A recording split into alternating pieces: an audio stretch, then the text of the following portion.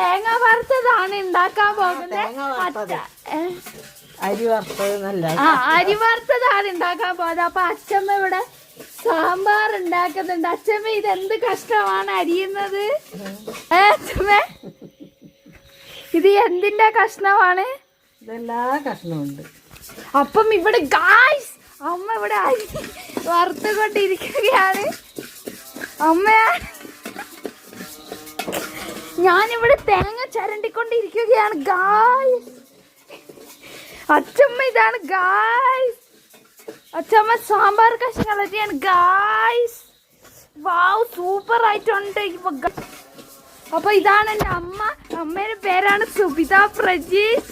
അമ്മക്ക് ചെറുതായിട്ട് വീഡിയോയിൽ വരാൻ നാണമുണ്ട് ഗായ്സ്. അപ്പൊ അരി വറക്കുക ഗായ്സ്. അപ്പൊ ഇവിടെ തേങ്ങ ചിരണ്ടിക്കൊണ്ടിരിക്കുകയാണ് ഗായ്സ്. അപ്പൊ നമുക്ക് ബാക്കി തേങ്ങയും കൂടെ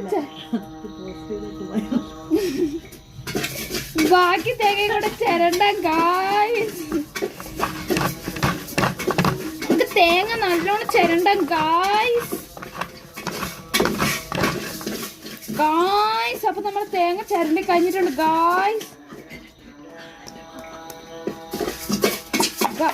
ഇതാണ് 2 മുറി തേങ്ങ ഞാൻ ചിരവിട്ടുണ്ട് ഗായ്സ്.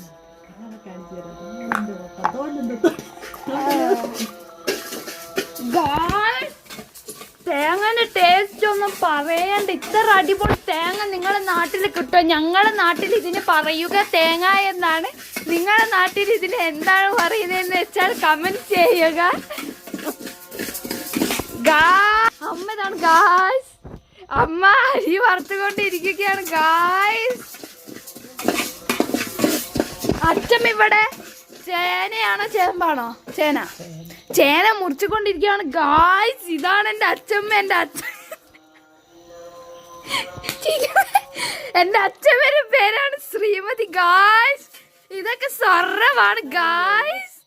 അപ്പം ചേന തോലി ചെത്തിക്കൊണ്ടിരിക്കുകയാണ് ഗായ്സ്. അപ്പൊ ഇതാണ് മത്തൻ ഗായ്സ്. ഇതെന്താ വെള്ളരിക്കയോ? ഇതാണ് വെള്ളരിക്ക ഗായ്സ്. ഇതാണ് വാഴ എന്തേന്ന് പച്ചപ്പഴം ഗായ്സ്. അപ്പൊ ഇതാണ് വെണ്ടക്ക അല്ല മുരിങ്ങാക്കോൽ ഗായ്സ്. അപ്പൊ ഇതാണ് എൻ്റെ അച്ഛമ്മ ഗായ്സ്. അച്ഛമ്മ ഒരു ഭക്തിയുടെ പാദത്തിൽ പോകുന്ന ആളാണ് ഗായ്സ്.